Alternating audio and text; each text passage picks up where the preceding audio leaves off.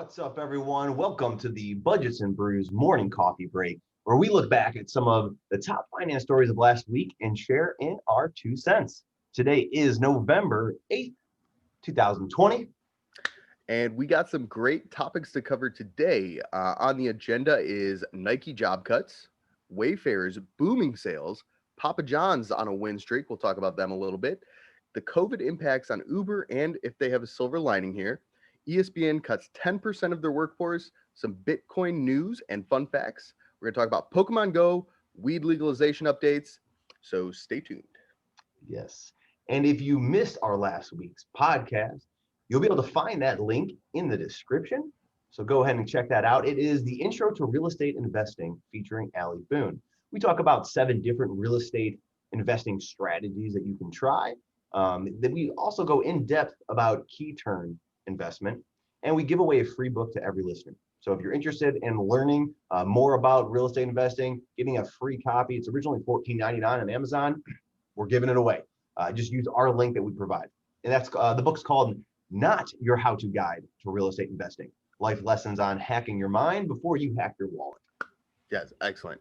And we also have a fun fact for today that we're going to share, and that is that the U.S. Department of Labor reported that employers added over 638,000 jobs in the month of October, and the unemployment rate fell to 6.9%. So the COVID recovery is chugging along slowly but surely, and we just wanted to share that to let you know that unemployment rates have dropped. And I think more exciting than that, it was Tony's 30th birthday. Oh, yes, so it was. I think, congratulations. Feeling like an old man over here. You made it, yeah. And then another update, I'm in a different office. This is my feng shui, but I'm going to be moving out of here too. So I'm relocating. I'll have a new place. I'm like hopping around. So that's also another reason why I don't have my Budgets and Brews mug. I'm just drinking my energy drink Bang this morning because it is packed up and ready for storage. I don't have any excuse, but I do not have my mug either. Well, let's dive right into Nike. So yes. Nike plans on cutting 700 jobs from its Oregon headquarters by early January as it continues to restructure around e-commerce, because that's big, right? E-commerce is everything, especially right now, online orders. That's where most companies are diverting all their attention to. Right. How can we make this better?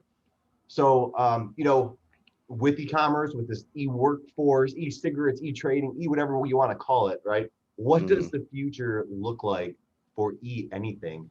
And what does that mean for people, Tony? Well, I think everyone was hit pretty hard by COVID-19, even, especially corporations and different businesses and stuff like that. So they're all probably trying to focus on their e-commerce platform, right? Because a lot more people are shopping from home. If you don't have to go to stores, if you don't have to go out in public, you're probably trying not to, or hopefully are. And they're all just trying to develop ways to keep their business models and business plans moving forward. So it's a sad thing to see that they cut 700 jobs, Nike did, but this is probably not uncommon for a lot of companies today, kind of slashing the budgets a little bit, trying to focus on technology enhancements to their sales platforms and stuff like that to keep things moving forward.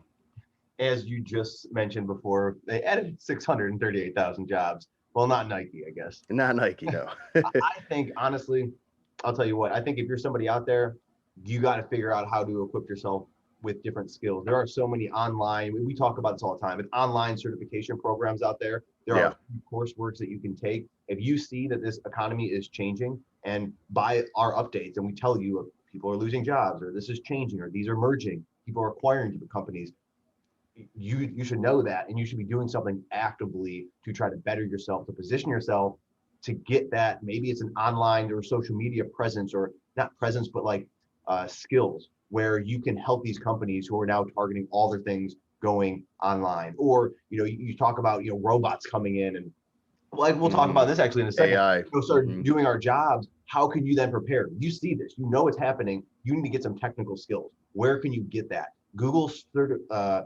certificates is a big thing that was up in the news probably about a month ago, and they were talking about how that might even just reshape college, and how people are going to be navigating more towards this Google, because I think it's like $69 for a certificate, and you can get so many different things and put these on your resumes. even if you don't want to pay, there are free ones out there. And Yeah, definitely. that's not the debate that we're having right now is which one's going to be better, but just prepare yourself. Use some of this information to fuel yourself so you can be better prepared when it comes to I need to apply for a different job or to even hold your job to say, what value do I have to this company so I can stay here? Well On said. that note, we're going to go to Wayfair. Yeah. Wayfair sales rose 67% last quarter, demonstrating customers aren't tired of home improvements yet. So what is Wayfair? Well, it's an American e-commerce, once again, company that sells furniture and home goods. The company was founded in 2002, and their digital platform offers 14 million items from more than 11,000 global suppliers. So home improvement stocks, home improvement stores, all home improvement, it looks hot. Burning hot. You talk about like Home Depot, you talk about Lowe's, and now Wayfair. When is it IKEA. cool? IKEA, yeah, it's Mhm. big. When is it going to cool down? Are we still going to see this boom? Like, if I'm invested in these stocks, should I keep on funneling more money into them? In these Well, companies, like, where's going to be that breaking off point? well, I think a lot of different things are fueling online shopping, right? Obviously the lockdowns, people trying to stay at home, just relatively boredom maybe of just being stuck inside. A lot of fueling a lot of e-commerce sales. We've been seeing this all year. Um, Wayfair is reporting great numbers, so obviously this might be something, to continue to look to invest in too as well. But I don't think it's going to be done until there's a vaccine out, people can kind of get back to the normal day life. I think the world as a whole in the United States have been doing a pretty good job of coping with the COVID-19 changes, but a lot of online sales, I don't think that stuff's going to be going away anytime soon, and I think it's pretty much here to stay unless we can go back to like normal day life. I'm safe for the next year and a Hmm. half putting money into some of these companies because if they're booming like this and they're this hot now, and like you said, I don't think it's going to cool down. Probably till maybe we get a vaccine. Um, these companies are getting more money from us as we're pumping this in there, so they're just Yep. going to enhance design and make their platforms even better. And in a year and a half, even Right. when people start going out and doing things and they're not buying their home improvements, and it cools down, you know, they've had now the training, they had the skills and technology. They use all this money to make their companies even better. Then maybe I'll go ahead and pull out then. But I think it's going to give at least a year and a half. Yeah. Not to mention the technology is continually improving, right? So you see different companies coming out with these augmented reality things where you can use essentially a similar type of technology that like Snapchat has, where like, oh, you can just like point your phone at you and you can see what this Yeah. jacket looks like We on talked you. I think we about covered that. that. Yeah, we covered that a little bit last week and stuff like that. So the technology is really there for e-commerce, and I think a lot of companies are taking advantage of that. And speaking of that, now segueing right into Walmart, which is Hmm. interesting. So Walmart, what they're doing is they're axing some of its store robotic workforces. We talked Hmm. about like robots and things that are doing stuff without humans because it found humans are more efficient. They can do the job. Yep. So that's sort of like a twist. It's like, wait a second. I thought, technology was taking off, augmented reality, AI, all this stuff. Now all of a sudden, this whole robotic movement, they're like, actually, humans can do this job a little bit better, and they're chopping some of those. Right. So the good news is that creates jobs. We can have that Hmm. job back. Go ahead and fire that robot. But it was a big push before. Do you think Yeah. they're still going to continue this stuff to try to create robots that can do this stuff, or what are your thoughts on this? Most definitely. I mean, there's other companies as well. This is specifically Walmart. They're axing their robotic first workforce. And at first, I got to ask you: have you seen one of these robots roaming around Walmart, where essentially it was a uh, robot built, just a big looking, kind of like a cleaning machine almost. It would go up and down the aisles, and what it would do is use a little camera and it would scan the products, right? And what Walmart found was that their regular employees who are stocking shelves can take inventory, or the people who are doing like the grocery shopping for you, like for their curbside pickup and stuff like that, they can all do inventory just while they're doing their regular day work. So they decided to axe the robots from the store. But Rich, have you seen any of those roaming around? Really weird. I saw a Not couple. in person. I've seen pictures of them. Yeah, I saw there was one in our Walmart for like, briefly a couple months maybe or something. And it was just like strange to see this like big robot just like roaming down the aisle. So I feel like it maybe made some of their customers feel uncomfortable as well. So that might be another reason that led to Yeah. this. But a lot of other companies around the world are still investing in AI, machine learning, robotic workers, workforce, stuff like that. I don't think it's going away. I just think in this specific instance for Walmart, they found that their regular employees can do a fine job, and Yeah. they don't need to invest in this any further. With that being said, I do think Walmart is still going to continue to invest in technology and their e-commerce and ways to kind of automate a lot of their processes. And here's a company where I think could benefit from autonomous vehicles, and maybe they're trying to. Yeah, But Papa definitely. John's. So Papa John's is our next one. Papa They reported a fifth straight quarter of sale growth. on a win And streak. obviously, this year delivery sales are continuing to soar, and it just, I mean, COVID really, Right. it's here. People don't want to go out, so delivery's huge, grocery drop-offs huge, DoorDash and whatnot. So it would actually be cool is if they start getting these cars that can drive themselves, where you place that order and boom, you send a car out there and somehow it picks it up and you come back, and then you don't have to hire a delivery driver. Yeah. I don't know where that's at on their task list, but that would be pretty interesting. But And what do you see about things like that? One, if you're investing in Papa John's, awesome. Or any of these pizza places out there. But do you see that dying down soon, or do you see some of these companies growing for that, as we talked about with Wayfair, for that year and a half? well, so Papa John's reporting 5 straight quarters of sales growth. So this even predates COVID, but I got to think a lot of the sales bumps are because of COVID-19. You got to think people were on lockdown, right? That had to have led to a significant increase. And when I say lockdown, you know what I mean, but a significant increase in people just ordering food to go or like for delivery and stuff like that. So I do think it will eventually level out a little bit, but I don't know when that's going to happen. I think we might see the bump go for another 6 months or so. Like those sales continue to be driven by people trying to avoid eating out and ordering food a little bit more from home. Yeah, I think we had a little tiny dip as it came to states going more on lockdown because we had a spike in Corona. But now I feel like people want to get out, and Yeah. businesses are adapting and they're changing their business models. Right. People are going out there to socialize because they don't want to be cooped up at home. And so maybe we'll see less of the ordering, but I think it will still be there. Yeah. I think It's just like, how long can the sales growth last, Yeah. All right, Yeti is our next one. So Yeti reported revenue up 29% to 295 million, and profit up staggering 126% on increased interest in outdoor activities, which is no surprise. If you think about this, as soon as it started, outdoors, campsites, RVs, all these were booming because people wanted to do something. It was a good way to like sort of like stay isolated, but doing something that's entertaining. So its reach has only grown, right, since this outdoor recreation has become the safest recreation we can have.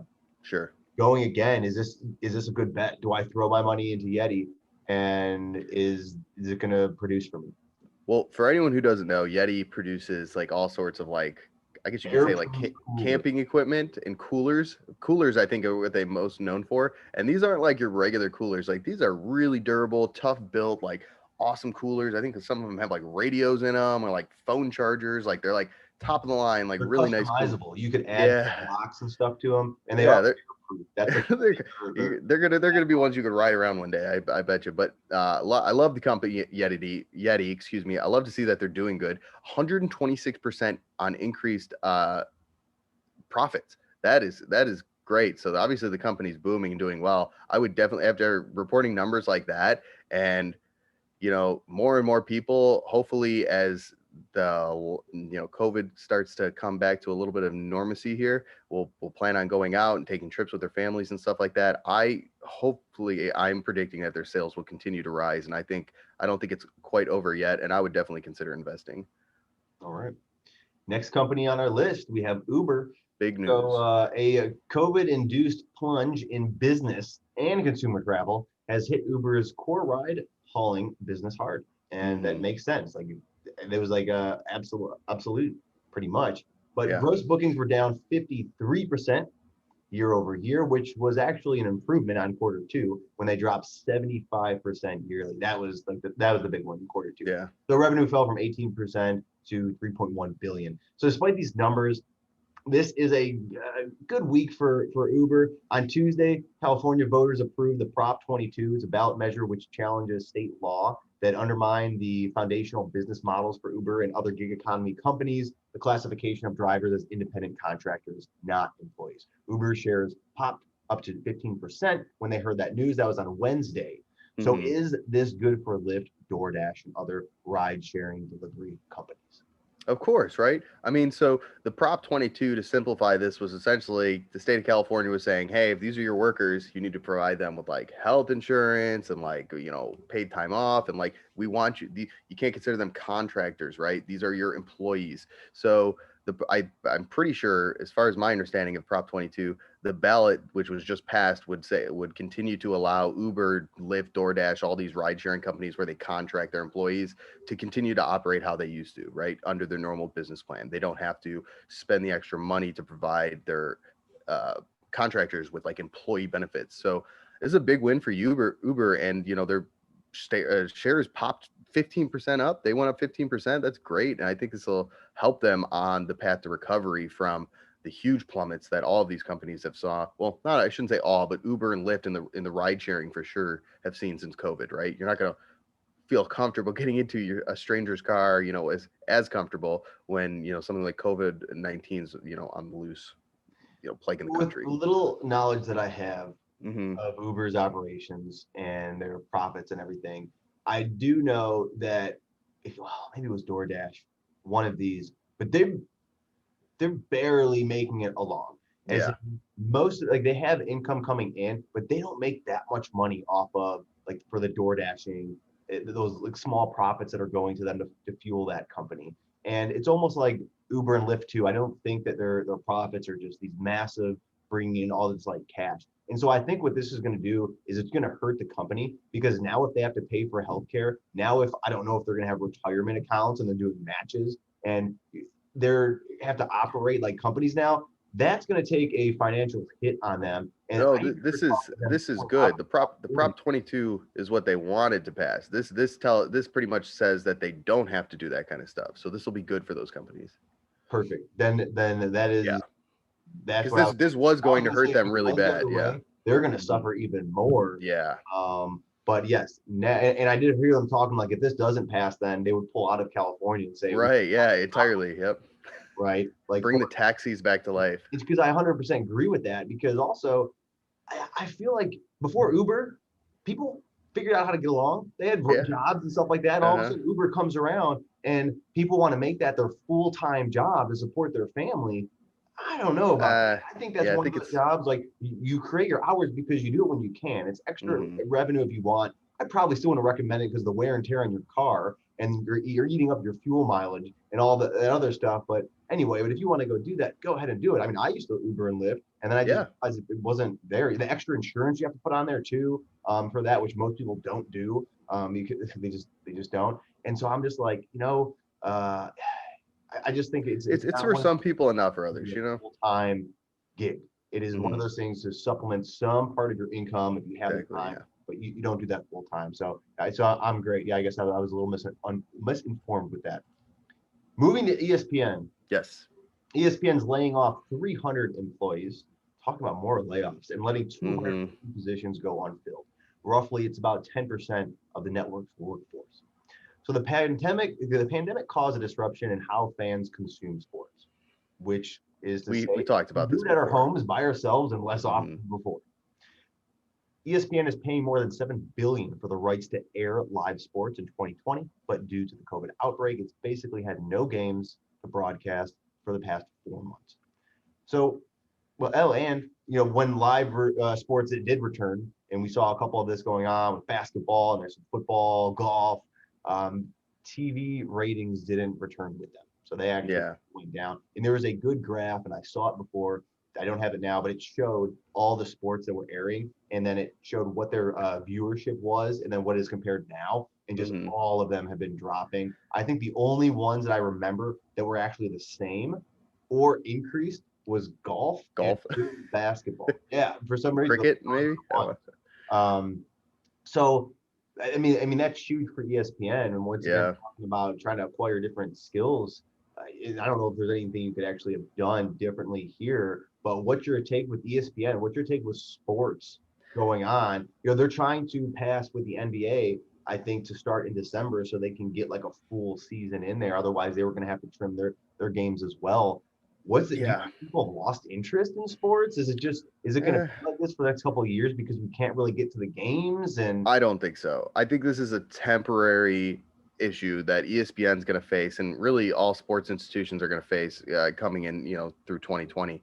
I think it was really just a disruption in the seasons, right? So those hardcore football fans, those hardcore baseball, NBA, when they stopped being able to have live games, you know, the seasons are shot, you're not following your teams, then all of a sudden, hey, okay, things are safe enough for us to start, coming back with our professional sports. We're going to air them. Well, the season's kind of shot already. You're not really, maybe you're not as, dedicated to watching your favorite sports team from there on out. I've been trying to catch the Browns games. I love the Browns. Who go Browns, go Cleveland.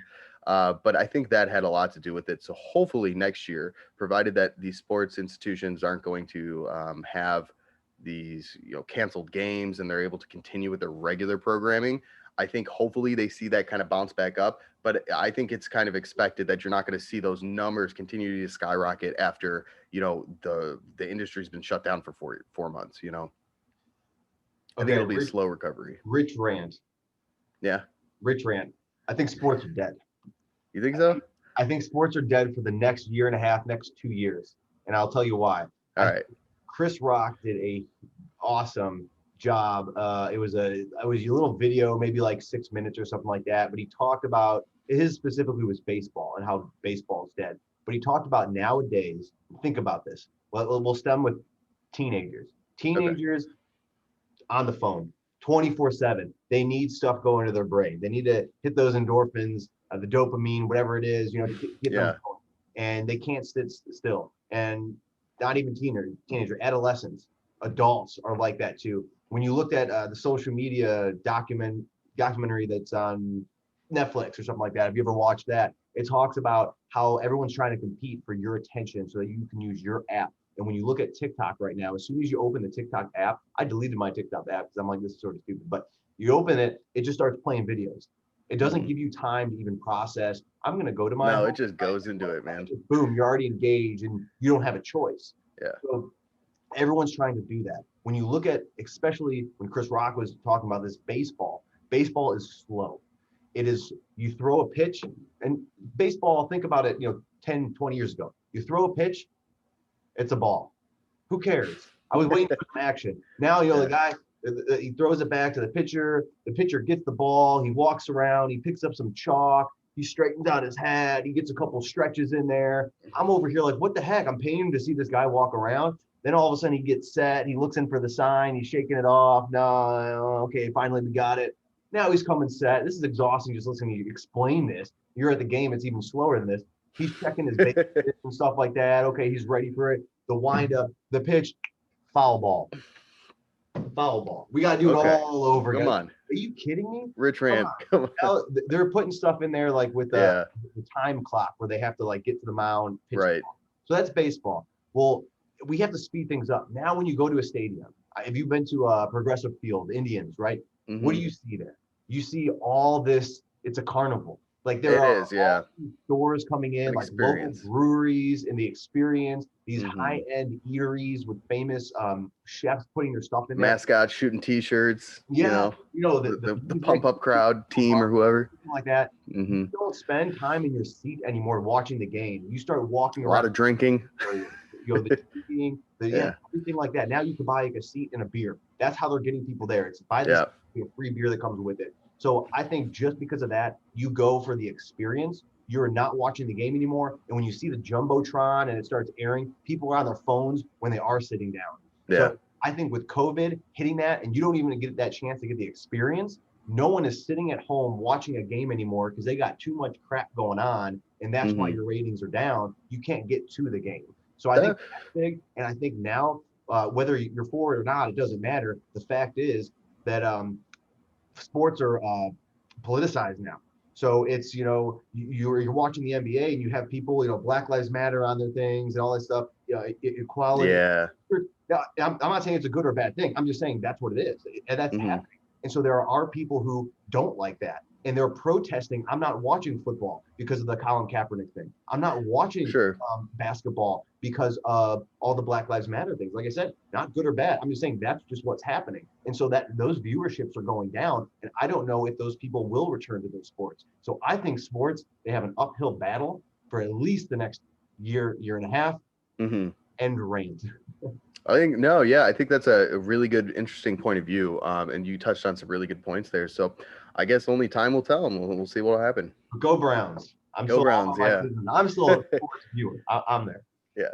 Tony, you want to take over this next couple? Yeah, so next we got some interesting things to talk about. We got Bitcoin on the agenda, and if you've been living under a rock, hopefully you should still know a little bit about Bitcoin. So Bitcoin is a cryptocurrency and has once again entered the chat, pushing past $15,000 to its highest value since January of 2018.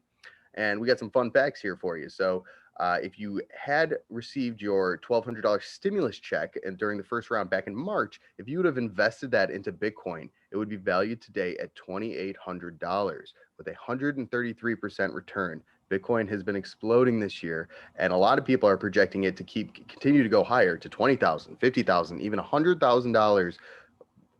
Some people are projecting up to $250,000 within the next 18 months. Cryptocurrency is becoming a hot topic to talk about, and we will continue to provide more news for you on this in our upcoming videos. One other thing we have listed here is during the 2016 presidential election, the price of Bitcoin was $710. If you would have invested $1,200, so let's say we have that stimulus check, if you would have invested that $1,200 on that election day, it would be worth over $26,000 today with a 2,000% return on investment. So Bitcoin has some huge opportunities. It's very volatile. It's not backed by anything except for the blockchain and everything like that. So if you're interested in getting into cryptocurrency, do a little bit of work in research and stuff like that. I think it is definitely something to consider adding to your investment portfolio if you have not already. What do you feel about that, Rich? How do you feel about Bitcoin? Talk about roller coaster rides. Mm-hmm. So, do you remember when it spiked? It hit really high. Great, $700 if you threw that in there. It spiked up to what is it, like 19,000? 19,000 was its peak, I think. So $19,000, and all of a sudden it dropped. Yeah. It goes all the way down to what do we say? In 2016, it was at 710. It was low, yeah. Yeah, and then all of a sudden now it's up to 15.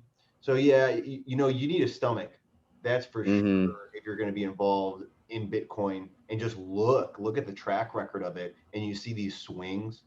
So are you going to convince me that it's going to peak up and stay there? No, I don't think so at all. I think it's going to go up and down. And so this right here is gambling. If you have money that you want to go and put in front of your yard and set it on fire, this is the money that you do it with. Oh, I don't know about that. Is an investment. This is not your retirement fund. This is not investing for long-term growth. No, this is money that if you have it and you could burn it, maybe you could educate yourself first and play around. I'm in the works now. I'm communicating with somebody who's a crypto specialist to get him on the show. That would be great. Really, really cool because I don't know a lot about Bitcoin and the cryptocurrencies just because it's not in my portfolio. Now, if it was in my portfolio, I would know about it because I want to make sure I'm educated on like what's going on. But hopefully, if we bring him on, he can start helping explain. The numbers are interesting, right? But that's all about any company out there. If you were to invest, $1,000 in Amazon when it came out, and I don't know when it was, the 80s or I forget, but it was at like $10 a share. You'd be like a millionaire, yeah. So it's like they paint this, but that's what gets the headlines. Mm-hmm. These beautiful, eye-catching things, and that's what people read. So I think it's good to and that's why we're here, right? We're bringing this up, but we're also telling you the truth behind a lot of that. Right. The great headline, but also be careful. It doesn't mean just go ahead and throw your money in Bitcoin and you're going to do great. So you got to educate yourself. That's a really good thing to be aware of. Yeah, for me personally, I'm not going to put any money that I need for retirement or for a serious investment into Bitcoin and cryptocurrency. It's way too volatile. There's way too big of a risk for me personally. I feel that I can potentially lose all my money in Bitcoin. So this is something that I would me personally, I'm doing a small percentage of my income is going to Bitcoin just because I like to see it spike up and I like to see where the potential is there. But definitely not something that I'm going to have in my retirement portfolio or anything like that. But let's move forward here. We got some news on Pokemon Go, which was launched by Niantic, which is a game developer, in 2016. And this thing is not just a fad like I thought it was. Did you think it was a fad, Rich, when Pokemon Go came out? I actually waited till I thought the fad died down to download it because I hate getting into fads. And so I remember everyone was talking about it and saying, let's do it. And I was like, oh, well, I'm not. Yeah, you used to see all those people running around with their phones, catching Pokemon, looking really weird, looking like zombies on their phones, like trying to, But anyways, the game is not as far from dead. So far, they've reported players spent about $1 billion in the app in this year alone. That's 20% higher than the year it was launched in 2016. So the game developer has actually released some new features this year to help players cope with COVID-19, which includes like, Pokemon spawning closer to your residency. You can do like virtual battles online, pretty much ways to make the game easier to be played from home. But I think it's far from dead. And again, this game is developed by Niantic. I'm not even sure if they're a public or private company, but maybe something to look forward to if you're looking to invest in a game developer. I mean, I like the idea of it just because I'm for anything that gets you out in moving around and active. And if you can incorporate that with some type of like game model for kids, for adults, for anyone, I'm all for that. And as long as people are still using this and they're buying stuff, which they are, hopefully they can make those improvements. Because if you just have one thing that doesn't change, eventually it's going to die off. Yeah. It looks like they're doing some, adaptations to that. So I'm all in favor for it. Yeah, and the last thing we have listed here is we have some marijuana legalization updates. So Arizona, Mississippi, Montana, New Jersey, South Dakota all passed legislation legalizing some form of marijuana use. And New York is set to pass something next year. So we talked about this a little bit last week, that they were all voting on this, and it looks like anonymously all of them passed. So the weed stocks such as Aurora Cannabis rose 56% on Friday. And Tilray saw gains as well. So these are, obviously marijuana producing companies, and they're doing really, really well. Let's see what else we got here. The Canadian pod company Afria agreed to acquire Atlanta-based Sweetwater Brewing Company, which makes a weed-flavored beer, which I have not tried, but that sounds amazing. And, it looks like the industry is kind of bouncing towards the legalization of marijuana and might be some potential growth here in the future. Now I tried some of the Sweetwater Brewing Company, like they have like a purple haze. Yeah. I don't know if it smells like, I don't know if it tastes like it. It sort of smelled a little bit like it, I guess. Yeah. I tried a couple of their stuff. They have a good, it's called 420 IPA, which is really good. Okay. A beer review on it, but they have some good. It's in Atlanta. It's based in good brewing company, good beer. That's interesting though that they acquired, or that the pod company is going to acquire it, because I feel like that is on the rise with a lot of things, especially CBD oil. I go to a supermarket and there's a whole CBD section of these, and there's whatnot. So you start legalizing some of these, especially the recreational weed and cupcakes and whatever they are. It might be a new step for beer. Like almost like a beer. I don't know. I mean, I don't know. Could be. So I would definitely be watching them to see what happens out of that. So that's sort of cool. I gotta say, I saw a ghost the other day. I was driving around the city, and there was a family video, which I thought maybe was extinct at this point. But this family video has a Little Caesars attached to it, like, so it's a video store, video rental, which, like, I don't know why anyone would do video rental nowadays, but apparently they do. And there's a pizza store attached to it, and then a big sign in the window says CBD oil sold here. Yep. I'm like, oh geez, there's no limit to what they'll do to try to bring people in the door. My theory on that is, if people don't know a family video, it's like a Blockbuster. Yeah. What it is a movie rental place, and you could buy video games or rent video games and stuff. So my theory is they're trying to hang on because the movie rental business, like you said, is dying with the streaming services, even Redbox is getting killed. Still hanging out there. But so no one's going in there, especially with COVID, grabbing the same stuff. But I'm guessing they want to keep their real estate, because if it legalizes, if marijuana in that state, they're going to turn those into dispensaries. It could be. That is my theory. And so if they can start getting CBD out there, and you associate family video with CBD, that doesn't make sense. Like a video store, and I guess maybe if you want to go watch some Fear and Loathing in Las Vegas videos and Yeah. while Harold and Kumar or something. something like that maybe. And here you go. Here's a popcorn. Here's some weed, and I don't know. But that's why I think they want to keep the real estate, and they're going to turn them into dispensaries if it happens. But I could be completely wrong. That is a just guessing theory. Interesting thought, you know. Yeah. Well, that pretty much wraps it up. That's all what we have today. We had a great episode, a lot of information, a lot of companies. And follow us. So we are on Facebook, we're on YouTube. This is where you're viewing this. We have our website, budgetsandbrews.com. Right there, you're gonna be able to see our finance articles, our peer reviews, so everything. Merchandise store. Like us on Facebook. We're giving stuff away. We have a contest going out there right now. I think it's if you like, share, and tag a friend, you're entered to win our Thanksgiving Budgets and Brews special edition t-shirt. Turkey shirt, yeah. Turkey shirt, our turkey shirt. All right. Well, that does it, everyone. See ya. See ya.